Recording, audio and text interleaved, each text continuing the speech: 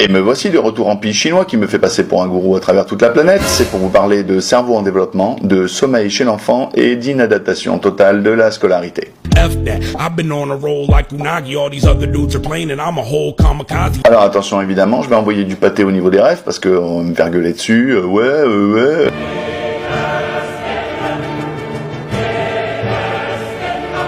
On va commencer par une série de potes à moi, notamment Jürgen Aschoff, mais également Franz Halberg. Et puisqu'on est sur les pionniers de la chronobiologie, comment ne pas parler de Alain Reinberg?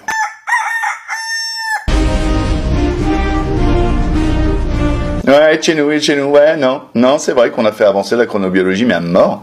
Ah, ça servait à rien, mais de rien quand même. Hein. Ah non, parce que le mec, attention, conférence, bouquin, sur bouquin, il a même fait un petit que sais-je.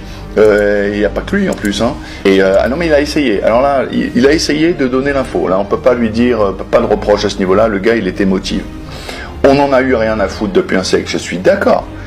Mais en fait, qu'est-ce qu'il nous raconte? Alors, je vous envoie des grosses refs, hein. Notamment, on va direct au Cairn. Ça, c'est gratos. Vous pouvez le lire, pas besoin de raquer. Tout ça, c'est dispo. Et alors, du coup, c'est quoi ces fameux cycles biologiques de la chronobiologie? Je sais pas quoi. Aziz Light. Eh bien, figurez-vous que bizarrement, on est généralement lié au cosmos. Et on est vachement influencé par un rythme de 24 heures. Comme par hasard. Et il y a une espèce de tête d'épingle. Alors, vous savez que le tri de la pertinence, puisque vous suivez ma chaîne, vous êtes tous neurobiologistes aujourd'hui, hein, c'est fait par le thalamus.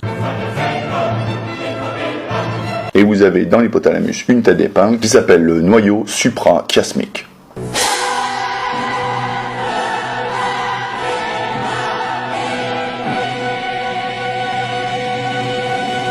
Ouais, même Optimus Prime, il a mauvaise. Hein. Il se dit, mais putain, mais pourquoi moi je m'appelle pas suprachiasmique?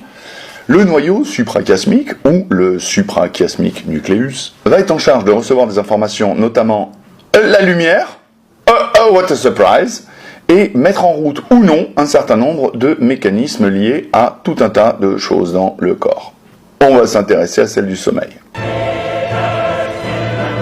Petit fun fact, le saviez-vous? On a été obligé de mettre des lumières rouges dans les sous-marins au moment de la nuit, parce que le fait que les soldats soient tout le temps dans la lumière artificielle, ça les rend fous en fait. Donc du coup, avoir des armes nucléaires disponibles auprès de gens qui montrent déjà des signes précoces de démence, on était pas chauds. Donc vous voyez, des fois ça sert. Du coup, pour tous les parents, ah mais mes enfants ils veulent jamais aller se coucher, première info de la vidéo, tu changes la lumière, tu passes en lumière tamisée. Tu lui mets un petit shadé tranquille, de la musique zen, spa, relax, pas des rythmes à fond. Tout ce qui est film d'action, t'oublies. Et tu fais attention à l'environnement sonore, l'environnement confort, l'environnement, la température, pas trop chaud. Et tu les prépares à dormir avec un petit rituel de brossage de dents, le lavage de mains, etc. etc. N'oubliez pas la répétition et le conditionnement. Le lendemain, le surlendemain, et les laisser prendre leurs habitudes. De même, il vaut mieux éviter d'associer la chambre ou le lit à des éléments anxiogènes. Genre, va te coucher, t'es puni. Ou t'es puni dans ta chambre. Il faut que j'aille dans ma chambre, je suis puni. Alors, non, là c'est pour aller te coucher. Ben ouais, mais je sais pas trop ce qui est punition, ce qui est pas punition. Moi, à la base, je le sens pas trop le sommeil. Ça joue. Mais c'est pour ça que moi je lui mets que des tartes. Parce que quoi que t'essayes de faire au niveau pédago, de toute façon ça chie. Donc pour celles et ceux qui n'ont pas envie d'assommer leurs enfants, il y a un certain nombre de techniques. Voyons les rythmes premiers. D'abord, il y a un besoin de sommeil chez l'enfant et le cerveau en a considérablement besoin pour pouvoir consolider. Il défragmente la nuit. Hein. Voici le tableau des répartitions des heures de sommeil nécessaires par âge et par enfant.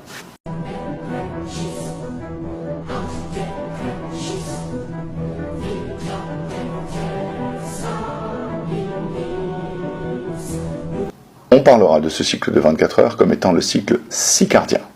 Alors on va s'amuser à faire des mots, hein. Tout ce qui va être en dessous, plus court de ces 24 heures, cycle circadien de 24 heures. Attention, le nourrisson de 2 mois, il est sur 25, mais c'est pour faire chez ses parents, après il se calme. Du coup, tout ce qui va être plus court, on va appeler ça les cycles infracardiens. Et évidemment, tout ce qui va être plus long, ça va être supracardien, hypercardien, tout ce que tu veux, cardien. Il y a des cycles beaucoup plus longs, comme 28 jours, qu'on appelle les cycles séléniens. T'as vu, il n'y a pas cardien dedans. Il peut y avoir des cycles annuels, mensuels de 30 jours, qui ne sont pas les cycles séléniens de 28. Et il peut y avoir des rythmes biologiques beaucoup plus courts, donc infracardiens, qui vont être de 3 heures ou de 4 heures, et notamment chez l'enfant. Du coup, après son réveil, 6h30, 7h30 du matin, eh bien, 3 heures après, coup de barre. Pile à 9h. Donc la première de cours, t'oublies à tout jamais. Alors qu'est-ce qui se passe? Je ne vais pas non plus rentrer dans tout le détail sur pourquoi la journée de l'enfant, elle est adaptée sur n'importe quoi, et que tu envoies ton enfant au casse-pipe dans la spirale de l'échec, mais programmé quoi. Alors si tu voulais lui bourrer le crâne, il faut surtout pas s'y prendre comme ça. Tu fais tout l'inverse de ce qu'il faut faire. C'est fou, hein. Ouais, non. Toi, tu dis, ouais, mais en fait, il faut le forcer pour l'entraîner comme si c'était des muscles parce que tu te prends pour un gymnaste. Mais en fait, t'as tout faux, tu restes couché, tu rentres chez ta mère. Non, mais clairement, rentre chez ta mère. Et si tu veux bien comprendre, fille, elle a une mine de manganèse. Et tu vas voir que si tu casses le dos en deux, c'est beaucoup plus facile d'être dans des corridors à plafond bas. Tu vois ce que je veux dire? Eh ben ouais. Va récupérer du manganèse avec le dos cassé en deux et pense que c'est de la gym. Pour celles et ceux qui n'ont pas envie de transformer les enfants en esclaves dans les mines, il existe un certain nombre d'outils à connaître, notamment les horaires de vigilance. Et je vais directement prendre cet article extraordinaire.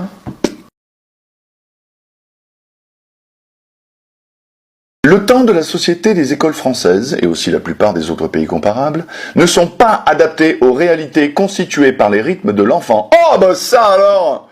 On soulignera que les écoliers français subissent la journée la plus longue du monde. 6 heures de temps scolaire, contraint, 5 heures 30 minutes de temps pédagogique et 30 minutes de récréation. Y compris pour les enfants de l'école maternelle, âgés de 3 à 6 ans. Bravo! C'est la mine ça! Faut les préparer à la mine, c'est important qu'ils produisent. Non mais le bien-être, le bonheur, on s'en fout. Ça a plus de résultats? Ouais mais on s'en fout. Y compris pour les enfants de l'école maternelle. La durée de la journée scolaire est de 4 à 5 heures dans la plupart des autres pays européens. Cela se traduit par une difficulté ou une impossibilité à être vigilant et attentif pendant 3 heures de cours de matinée et en conséquence par une difficulté ou une impossibilité à traiter les informations et donc à comprendre et à apprendre. Tu me rappelles le but de l'école, s'il te plaît? Non, j'ai un doute. La journée scolaire est aussi la plus fatigante, entre guillemets, usante et stressante pour l'ensemble des enfants de l'école primaire. Elle est particulièrement épuisante, anxiogène et démotivante pour les enfants vulnérables, en souffrance, en échec, envahis. Alors souffrance en échec, c'est s'il est à l'école depuis 2 ans, il est déjà en souffrance en échec. Hein. Tu suis le raisonnement, hein. Envahi par des troubles de comportement, ou handicapé, en désamour de l'école. Tu m'étonnes, il n'a pas envie d'y aller à fond? Non secure ou insécure. Il faut ajouter les autres temps contraints de la journée, en particulier celui des devoirs à la maison. Donc, de 8h30 à 9h30, c'est la première baisse, c'est-à-dire 3 heures après le réveil. On le sait, il y a une impossibilité et une baisse de vigilance. Beaucoup ont montré que 68% des élèves bâillent ou montrent des signes de baisse de vigilance ou de non-vigilance entre 9h et 9h30, contre seulement 36% jusqu'à 11h. Donc on sait pertinemment que le gamin il arrive à l'école à 8h, tu lui mets 1h30 de récré /sport / jeu d'équipe ballon prisonnier semi-organisé par des tuteurs.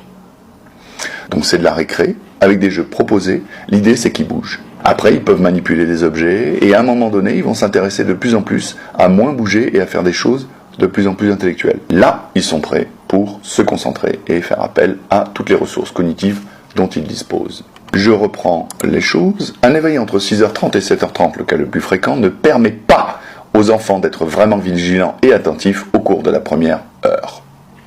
Surtout pour les plus jeunes, les plus vulnérables, et ceux qui cumulent les déficits de sommeil, et qui viennent au quotidien dans l'insécurité affective. Alors là, triple jackpot. Insécurité affective, c'est « Eh merde, la maîtresse, je l'aime pas trop, elle m'a gueulé dessus hier ». Ça suffit pour une nacre. Hein. Il n'y a que ça dans sa vie. Hein. Comment un enfant endormi, entre guillemets, et envahi par l'insécurité affective, peu vigilant, peu attentif, peu réceptif, peu disponible, inquiet, anxieux ou angoissé, pourrait-il bien capter les messages du maître et leur donner du sens, même s'il a les ressources intellectuelles pour le faire? Et après, on se les retrouve en bilan. Ah, je comprends pas, il suit pas à l'école. Laissez-le dormir! Non, mais ça m'énerve. Je vous laisse déprimer, mais avec 2-3 techniques quand même. Hein. C'est mieux qu'avant, la vidéo. Je vous dis bonne nuit. Et rêvez d'un monde où l'école se fout pas de l'enfant et utilise les connaissances qu'on en a. Ça, ce serait un beau monde.